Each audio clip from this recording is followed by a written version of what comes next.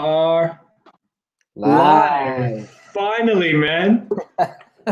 So, guys, if you want to check Tiago and I out, head over to the link in our bios, and you'll be joined up for our live stream. So, brother, here we are, man. Yeah, finally. It's been a long time. It really has. You know, if we look like two giddy schoolgirls, if anyone that's watching this, Tiago and I, we've been speaking for about 5 weeks now, and we've been going back and forth trying to set this date, trying to get things rolling, and here we are, brother. Here we are, man. So dude, yeah, let's jump into it. Let's talk about Instagram and how to use Instagram with Legacy. We both mentioned that we're not huge on social media in our everyday lives. How are you using Instagram to benefit you? Okay, so basically, what I try to do with Instagram, because it's the most popular social network nowadays, and it's a tool that we have to use on Legacy to reach as many people as we can. So basically, I've debated myself if I should use my personal Instagram page and adapt to Legacy, or if I should create one besides that. And I decided to create one. Despite the fact that it started with 0 followers, and I don't want to go to buy followers, to buy likes, nothing like that. I prefer to have few followers, but use that page uniquely for Bacardi Legacy and to reach out to people like you and all the other finalists of Legacy around the world, and to connect with people, with bartenders mostly, to try and promote my cocktail. So basically, what I did was reach out for people who could share my cocktail, who could post a venue on their bars, list my cocktail, and try to set some dates across Europe to do some guest bartendings and stuff like that. And that reminds me, we've got to sort something out. Either I come to Portugal or you come to Sweden, but we've got to figure something out. Yeah, definitely. I think that it's a really kind of controversial topic, whether you should go and use your own Instagram page or whether you should create a separate entity for your cocktail. And for me, I think there's two different arguments, right? It comes down to what's the message of your drink. And for me, I didn't want to use my old following from my own private account, because that's not what CUBIST Cocktail was preaching, right? I didn't want my name to be associated as a center focal point for my drink. I wanted my drink to be its own entity, and that was it. That was basically the main reason why I chose to do single page native. And like you said, you always run that risk of, fuck, am I losing out on followers? Am I losing out on likes? But if they're not organic followers and if they're not organic likes, they count more than 2,000 or 3,000 followers, but you can only reach to 50 or 100 people. I prefer to have 500 followers and reach out to 300 or 400 than to have 3,000 or 4,000 and reach out to 50. Absolutely. And, I think if you are going to use Instagram for next year, obviously, if anyone's watching this and thinking about competing for next year, a little tip: if you're going to use Instagram, make sure you get the business Instagram account so that you can look at all the insights. For sure. You have all the percentages that you need to know for how many people have you reached, from what places, the average of the ages of if it is women, if it is men, and that helps you out when you have to do the promo plan that we have to make now for the final. Yeah, and I think when it comes to that promo plan, one thing that I'm finding is if you're not documenting everything, and if you're not keeping track of who's watching you, who's looking at you, you're fucked. Fucked up. Yes, man. Yes, I started since day one. I carry with me. Let me see if I have it here. Yeah, I have a ledger, man, that is carrying with me every single day. Fucking nerd. I have a ledger to write down every cocktail sold, every interaction. If someone says, okay, I will take a picture, they take a picture, they post it on Instagram. Next day, I'll go there and see how many likes it has, and I write it down. Because when it will come down to do our promo plan, if we don't have these numbers, we're fucked up. Absolutely, man. And you have to be prepared. You have to be, legacy is such a ginormous grind that if you leave things to the last minute, like most of us do as bartenders, it's gonna kill you. And for me, I think that legacy is more than just creating a drink and more than just connecting with people. They want to see how organized you are. It's so much more than that. I was watching, like you said, I'm a nerd, so Sunday afternoon, what I did was watching the CUBIST Hangouts, the previous that you had, and you were talking about a really cool thing that I think I'm like that also. Before Legacy, I wasn't organized. I didn't have anything planned. And what I've been learning with Legacy is, okay, now every day I have to put a picture there, or talk to that guy, or do that, or do this. And it's been learning, I've been learning how to be planned and organized due to this Legacy thing. So it's amazing. I think the more that I interact with people and the more that I do hangouts, the more that I'm posting, the more that I'm thinking, trying to think outside the box, the more I realize how beneficial this competition really is.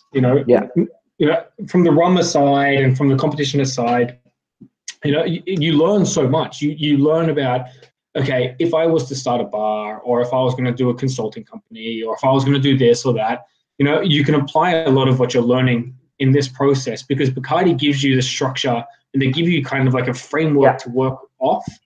And, each country is different. Here, I'm flying out to London tomorrow to do a marketing seminar.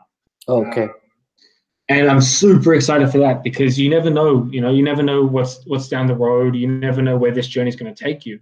What are they doing for you over in Portugal? So basically, we had the finals together with Spain and Andorra.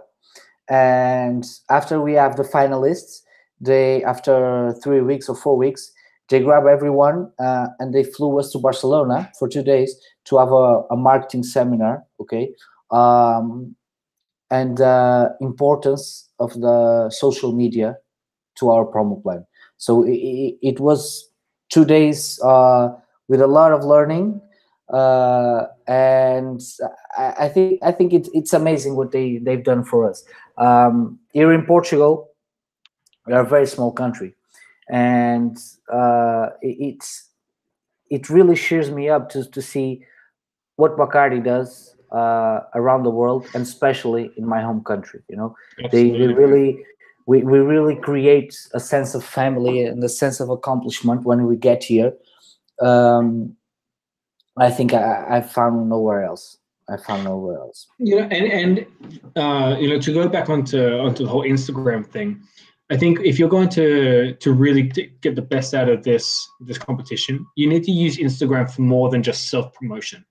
You need to use Instagram to connect. And that's leading me to sit here. I'm in a little hotel in Stockholm, and I'm talking to you all the way down in Portugal. Yeah. And you're making friends along the way, and you're making contacts. And we made this possible because we talked through Instagram. So absolutely. Yeah, and it's a huge thing, because if you're solely using Instagram for self-promotion, then you're blocking yourself off from the rest of the world and your competitors who are willing and wanting to help you. In this this isn't like a world class or balls around the world or morning where it's you versus everyone else.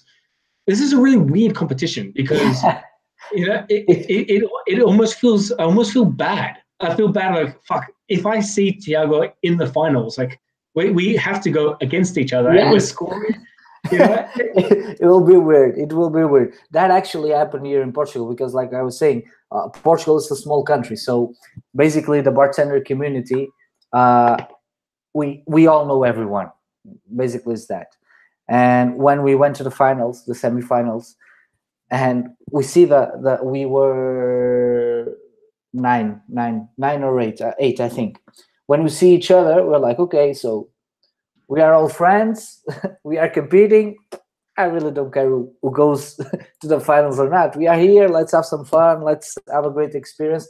And that sense of family, it's really important. And that's what I really appreciate in this competition. Yeah, and I think you need to be able to look at it like that. You should be able to enter Legacy, and you should want to enter Legacy and think to yourself, all right, I'm going to use this as a platform to meet people, to connect, to do some cool things, some cool activities and activations. And, you know, if any, for the people that are watching this now and anyone that tunes in later on looking to compete in Legacy, don't see this competition as a strictly cocktail competition. Yeah, for sure. It's a really connective vibe, and I say that to say this, that when I mentioned that people want to help you, you know, we've been chatting back and forth, and I asked you, hey, can you special my drink? Yes. And you're like, fuck yeah, of course. Let's go. You know, you never once asked for anything in return, and of course, you know, it's reciprocal, and I give it back to you. But it's one of those things that you open up these lines of communication.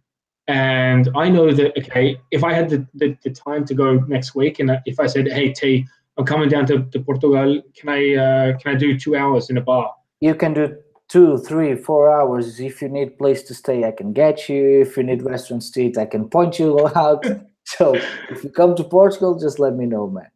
And that's it's such a beautiful thing. And again, you know, when you go back to Instagram and you look at it as a tool, you don't look at it as self-promotion. Use it as leverage, you know. Yeah, for sure. And I keep saying the same thing, but don't be scared to hit people up. Don't be scared to send a DM to someone and just say, hey, like I did with you 5.5 weeks ago, can we collab?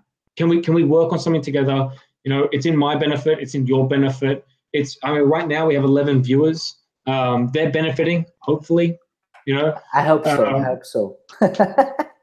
Yeah, dude. Guys. But you know, one thing I wanted to talk to you about as well. You use rucola, rocket for those in Australia. I have one Libertad here with me. It's going halfway down, but cheers, guys. Salud. Que te aprovechas. Do you speak Spanish, bro? Yeah. Hablo un poquito de español, sí. Ay, qué chévere. Tal vez después nos podemos hablar en español. But bro, tell me about rucola, right? Because part of legacy is it has to be replicable. It has to be approachable. And one thing that drew me to really reach out to you at first was I've never seen people use rocket.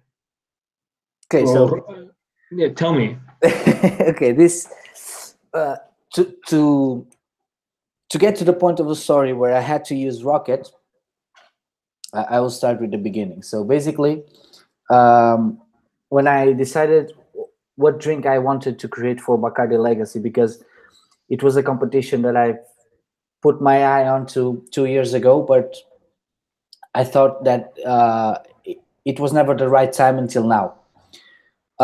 So with my experience and all the things that I saw from previous Bacardi Legacy competitions, I had two things in my mind.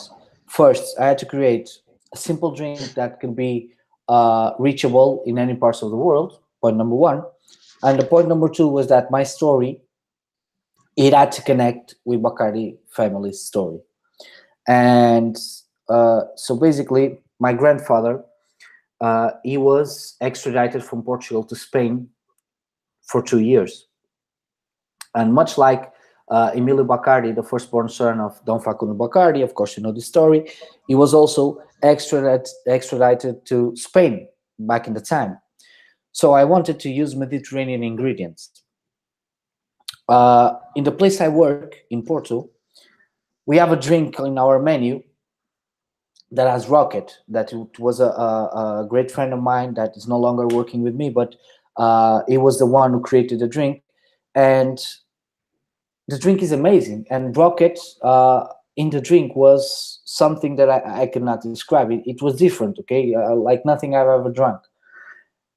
So, because rocket, it's a Mediterranean ingredient, I said, no, this is going to be my surprise factor, my wow ingredient. And with all the, I did this cocktail Libertad before submitting to the page like 50 times, because there was always 1 centiliter that was not okay. So I was trying. And when I said, no, it's this, I sent it. And when I was in the finals, one of the juries was the winner of Bacardi Legacy Spain last year. And I remember this like it was today. I was making my drink and I was telling my story. And when I said, and now I will use 15 leaves of rocket, his face turned upside down. And I saw in his eyes that he was like, oh my fucking God, man, you just ruined that drink. And I did it. I served it. And then we had the whole day. And when I knew that I won, he grabbed me, he catch me up and he said, come on, let's have a talk. And I said, what's up? And he was like, man, when you said that you used rocket, I think you were going to fuck up that drink. But after I tasted, man, it was incredible. You were right on. And does it add a bitter note to your drink? Yeah, it has a certain. First, it's a simple and light drink, okay? And rocket does that. It turns it light, and besides that, it also gives a freshness that I think you cannot get with peppermint or basil. Okay, so that's my focus point, and the rocket basically does that. It's the essence of the drink. You know, it's so funny because when you think of rocket, and the reason why I wanted to bring this up is because I want to get onto incorporating vegetables into cocktails. In cocktails. You know, and when you think of rocket, you never think of it as a member of the leafy family. You never think of it as mint, spearmint, basil. And it's really funny that it took me a moment to look at that and look at the specs that you sent me, and I think to myself like, the fuck's he doing with rocket? How the hell is this going to taste? Everyone has that. Everyone says that, but after they taste, man, they said, okay, this is game changing. Yeah, but it was one of those things that I was eating a pizza a couple of days ago, and it had arugula on it, and I took the arugula out, and I was like, oh, well, I'm gonna try this. You know, like I was thinking about Libertad the whole time, and I ate it, and I'm like, it's quite bitter. You know, like, and then I went back to your specs, and I looked at it, and I thought, fuck, that it might work. It might actually work. Yeah, and the reason why I want to get onto veggies is because some people might get scared off. I know we have to create a drink that's replicable. We have to create a drink that, it's unique and it's original, but it's not too strange. It's not too hard to replicate. And sometimes people can feel like, okay, I need to go really simple. I spoke with Goodwill just recently, and he has a super simple drink. And it works for him. It's fantastic. Yeah. But sometimes you can go down the other route, like Envious over in the Netherlands. She makes like a lettuce and capsicum, and was it ever a point for you that you thought I shouldn't use veggies? For me, the only point that I could care was every single ingredient that I have in Libertad. If I'm in Portugal, in Sweden, in Spain, in Morocco, in China, I have to go to the grocery store and I have to have that ingredient. That was the only thing that I could care of. And I grabbed a rocket and I will start to looking and searching. Okay, so in 85% of the world, I can find rocket. So, okay, it's a valuable ingredient that I can put in my drink. And I decided to stick with that. Perfect, man. And when you are creating a legacy cocktail, that needs to be the first thing on your mind. Can someone in Taiwan get this? Can someone, in Kazakhstan make my drink? Yeah. And if that ends up cutting your legs short, and you think, no, maybe they can't get their hands on kiwi, but I still want to use it.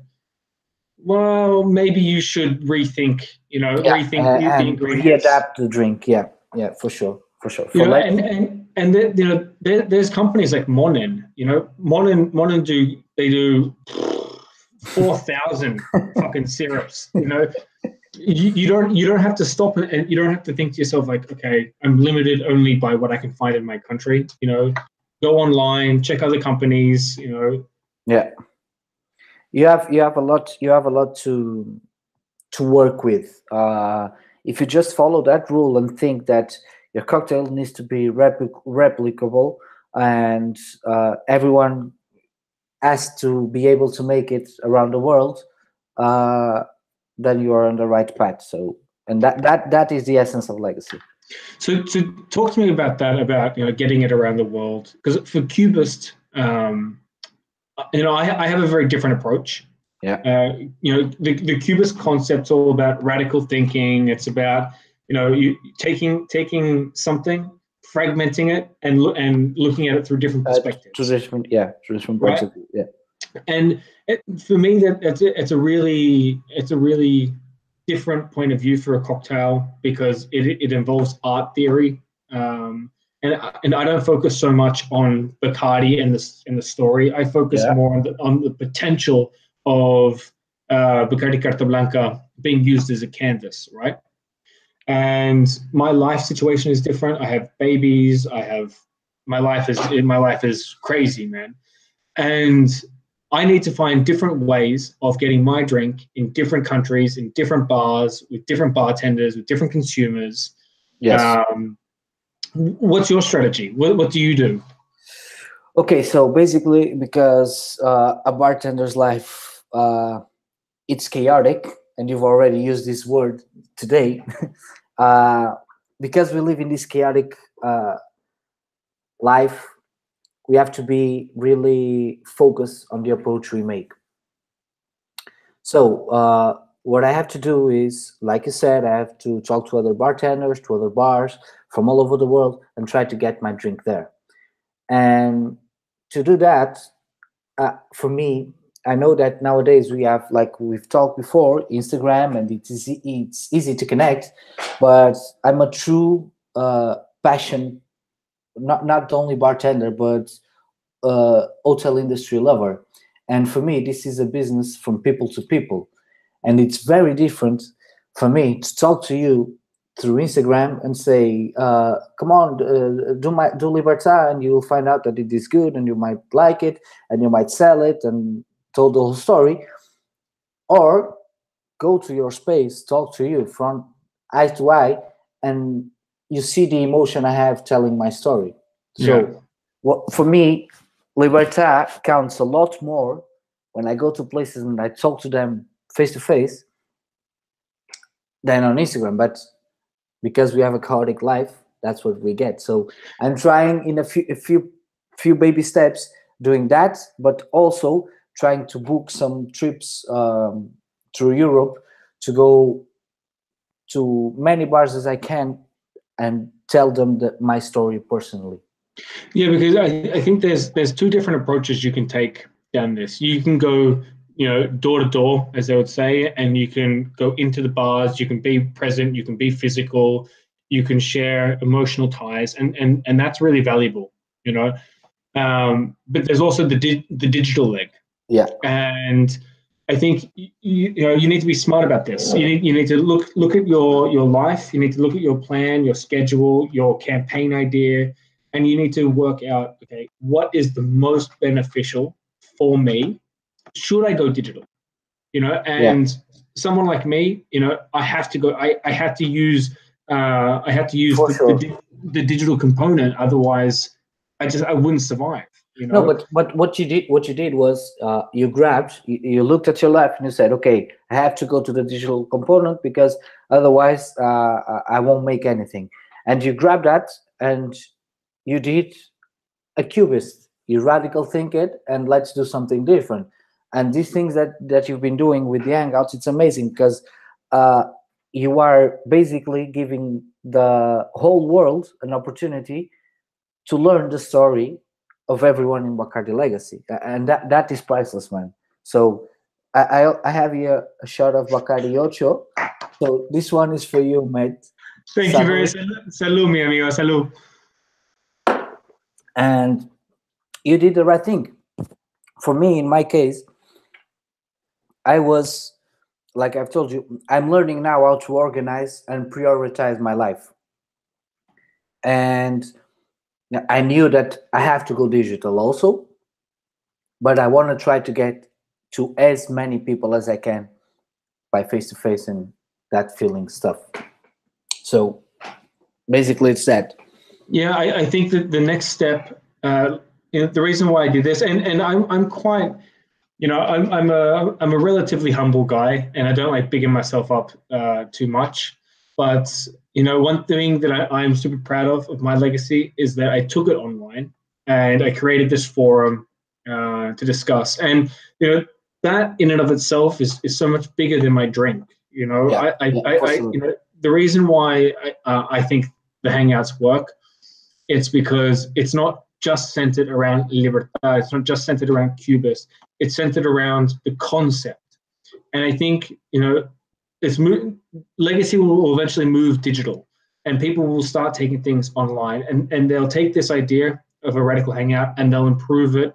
They'll build on it. They'll do some fucking holograms coming up. Yeah. But when you are creating your campaign and you are looking about, okay, should I do 50 guest shifts? Think a little bit left and outside of the box. Can you do those guest shifts online?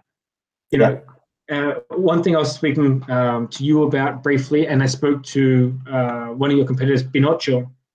I spoke to you guys about, can I jump online in front of your bar team? Can I stand in front of your bar team for 15 minutes, talk about my drink? And that's one thing that I think for anyone that's watching this for next year, look to apply that. Don't feel that you're restricted by just venue visits. And venue visits are fucking amazing. If you get into the right bar with the right bartenders, I mean that works wonders. I think that of course everyone knows technology is the future, and there's no way of escaping that. So we are going there. What I think is that if you can find the balance between the future of the technology and embrace that to the hospitality industry, and if we find the balance between that and the face-to-face meetings and the face-to-face talks, I think we'll find a break-even point that it will be good for everyone. For people like you who are more digital approached and can do more on the technology, and maybe for people like me who are more old school. And for example, I think we weren't live. I don't know if we still have viewers, but I was for 25 minutes trying to connect to my cam. And he was telling me to install plugins, and I was like stressed out because I couldn't make my computer work. He knows, he's laughing because it's true. So I'm not very savvy on technology. And if we find the balance between that, I think it would be amazing for the legacy next year. Yeah, and I mean, this is the 11th year of legacy now, and it's hard to stand out. It's hard to be unique. It's hard to be original. And I think people can take this idea and they can really do some crazy things. There's a guy. He's going to be on the Hangout in 2 weeks. Fuck, I think he's from Singapore. He uses soya sauce in his. No, sorry, he uses fish sauce. Fish sauce, yeah. And it's really difficult, man. It's difficult to be original, and sometimes you have to go outside of the box. You have to use soy sauce and fish sauce, and you have to use a rucola.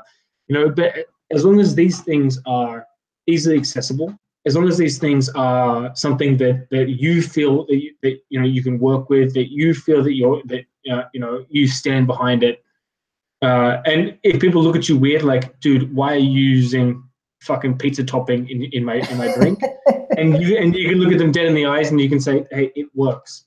Just like how I said to a couple of people here in Sweden, I said, I'm taking legacy online. And I said, yeah, but I don't think it's going to work, man.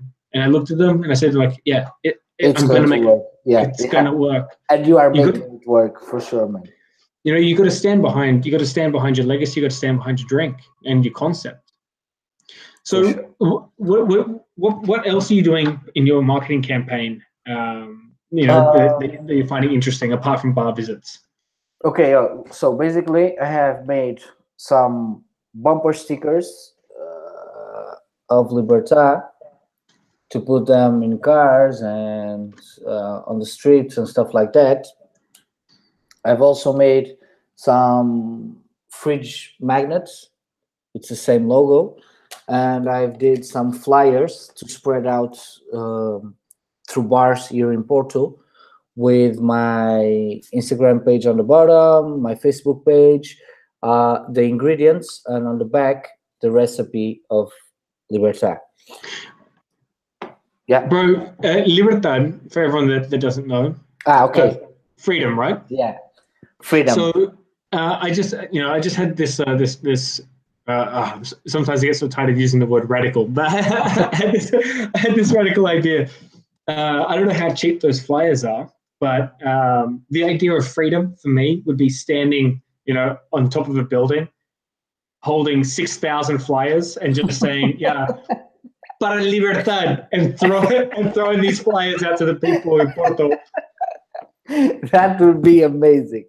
No, basically, I don't know if I can, because I'm not that tech savvy. Like I've told you, I had a surprise for today, because I've already have finally my Libertad official video. Oh, cool, man. And I wanted to release it online here with you. Yeah, hit me up. First time, but I don't know how I can do it. I think if you go to the left, Okay, and then screen share, it's the second button, the green one with a white arrow. Okay. Press that. Okay, I think we are. There we go. Perfect. And for everyone who is watching live, please put the sound on, and you will see what is freedom for me. Give me 2 seconds. I'm gonna put this up online as well. Okay. And guys, for those of you who are watching right now, this is the life of legacy. You know, you have to fucking put things online all the time. Whenever you are ready, let me know. All right, brother. Press play. Here we go, mate. For the first time ever, the official Libertad video.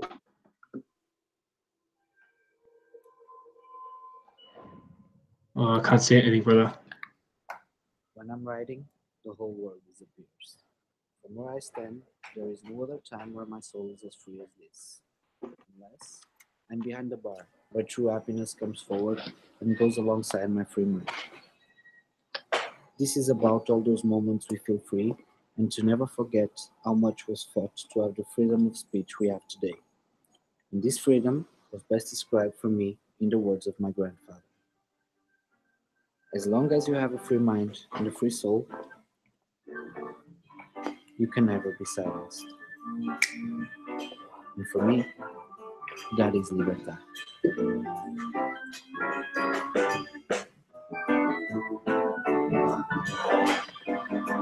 It's not working, brother.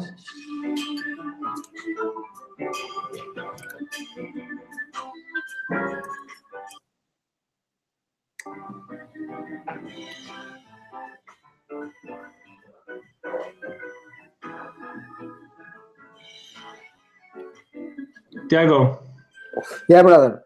It's not working. I can't see anything. Sorry. What happened? Press the video again. Okay. Check.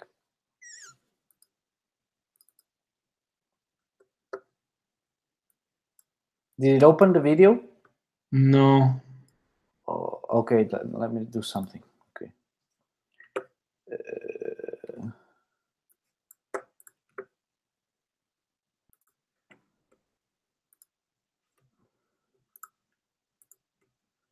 I think now it will be.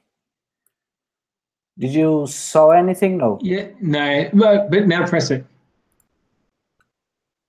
There we go, brother. It's on. Okay.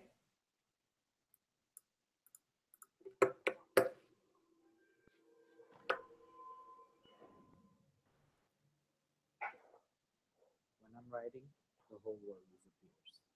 From where I stand, there is no other time where my soul is as free as this. Unless I'm behind the bar, where true happiness comes forward and goes alongside my free mood. This is about all those moments we feel free, and to never forget how much was fetched to have the freedom of speech we have today. And this freedom was best described for me in the words of my grandfather. As long as you have a free mind and a free soul, you can never be silenced. And for me, that is Libertad.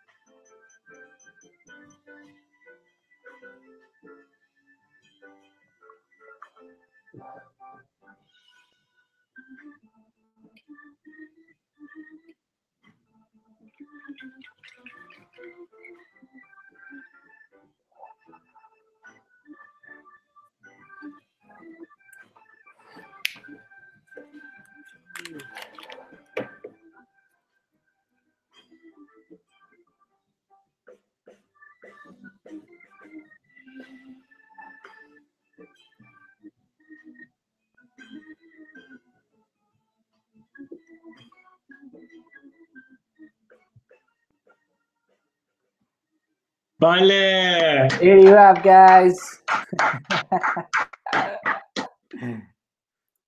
Hey, hermanito, that was awesome, man. Okay, it's done. Here you go, first time ever, the official video of Libertad. And to complement what the things that you were saying, for me, I'm a motorcycle lover, and for me, freedom, it's like I've said in the video, it's or riding a motorcycle in a endless road, or being behind a bar and talk to random customers and random people and get to know them. For me, that is freedom. Man, I'm just posting this. I'm just posting this up on here. Perfect. Thank you.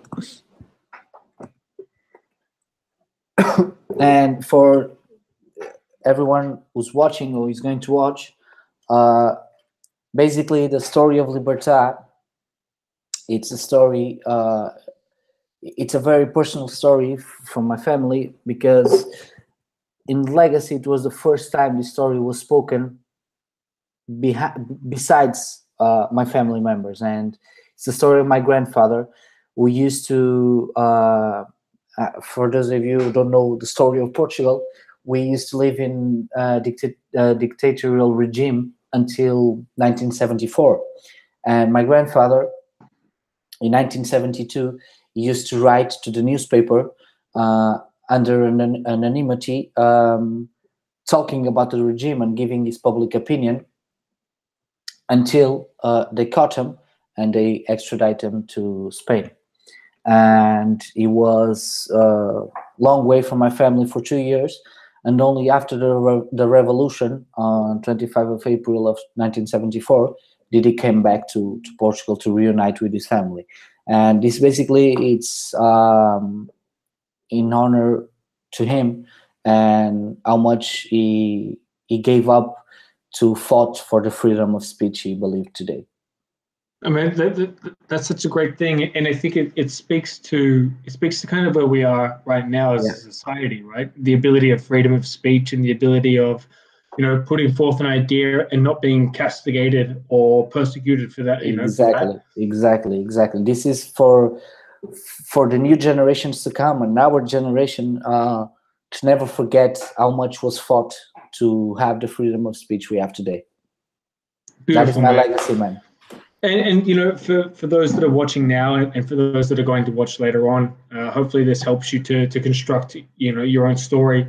But I think what Libertad does, and what Tiago, what you do, is you take a personal story, and that can be risky because a personal story is only really personal for you, right? Yeah. But if you create a personal story and you have a wider globalistic view of something that people can come in on through an emotional connection, you know, I think that that's a really hard line to drive across, because sometimes it can be too personal, and it can be nobody can relate to that idea because it's just your experience. But if it's something about freedom of speech, that's something that we all can relate to. And, you know, I can relate to Libertad because, well, you know, I don't want to get exiled, and I value freedom of speech, and therefore I value your concept, and I value your drink, and I have that emotional tie. So congratulations, man. Thank you so much, man. Thank you so much. Great concept, brother. Thank you. And, you know, it's like I'm not a musician. I've never written songs. You know, creating a fucking legacy is tough. Creating a unique story that no one's really done before. How do you do it? It takes time, and I think you have to be able to, you know, you need to really sit down and plan, and you should be planning Legacy 2020 now. You know, if you leave it to the last moment, then you're going to come out with a half-baked idea. It's not going to be planned. It's not going to be ready. And maybe for the people who is going to watch this, who for next year or the years to come, that are thinking of competing in Legacy, I think it's safe to say that for me, it happened is you start when you think that you say, okay, let's go to Legacy. First thing to do, not just starting to create a cocktail, you have to research the Bacardi family story, not to tell a story that is similar to theirs, no, but to understand what this family came from and is today. It's a family that in 300 years, the Bacardi, it's in their family. It's the great sons of the creator of Bacardi that are still running this company, and the sense of family to them, it's really big. And this is really important. This is really important. Yeah, for the 8 people that are watching this now, and the people that will watch this later, this might seem like a fucking wake off. You know, this might seem like some marketing ploy. But it's not. It's not. It really isn't, dude. And I think when you do that research and you find your own personal connection and your own personal perspective, you know, it really resonates, and it's a really powerful story, and it's something that I don't think you can truly appreciate until you kind of get to this point now of, you know, on the verge of representing your country with your idea and your drink, that you can really start to think to yourself like, fuck, you know, it means something, and what I'm doing with my drink and my concept, you know, I'm impacting people around me. And, you know, for me, CUBIST is a drink that it reflects the city that I come from. You know, I come from a really small industrial working class city, and people aren't really into cocktails. It's kind of a dead market. But, you know, there's new money. There's this sense of the youth. They want to try different things. They want to experience. They want to break outside of their norms and their comfort zones. And I'm using CUBIST as that platform to promote cocktails through a different perspective, you know, to the public. And that would never be possible if I didn't have a look at, okay, I'm not talking about the cocoa tree. I'm not talking about, you know, prohibition. I'm not talking about any of that kind of stuff in my plan. I'm focusing on the radical idea of isolating a single strain of yeast. That one act, that one idea has spawned my ability to apply art theory into what Legacy is for me. And that's why when you talk about doing your research, you have to do your research, because there's so many different stories, and there's hundreds of people involved, and they each have their, it's like a soap opera or a telenovela, you know, and you can pick on just the smallest concept, the smallest idea, and you can, you know, you can run with that. That's it, man. That's it. That's legacy. But brother, I'm gonna have to jump off because I've got to go get some food. I got a 5 a.m. flight to London tomorrow. Best luck of you, mate. But man, I could be online talking to you for the next 4 hours, brother. For sure. Let's do this sometime again, okay? Absolutely. And dude, let's do some online seminars. I'll host you in front of some people. Perfect. You know, and if you do manage, just have to help me with the tech things, you know. Yeah, I can help you, brother. Don't stress about that, man. Hey, hermanito, it's been an absolute pleasure speaking with you, man. Been a pleasure. Thank you so much. I'm sending you all the love in the world. You know, I really hope to see you one day soon, and hopefully I can make it down to Portugal at some point. Whenever you want, just give me a shout out. Thanks, man. Thanks, brother. All right, man. I'll speak to you real soon. Thank you, man. Ciao. Ciao.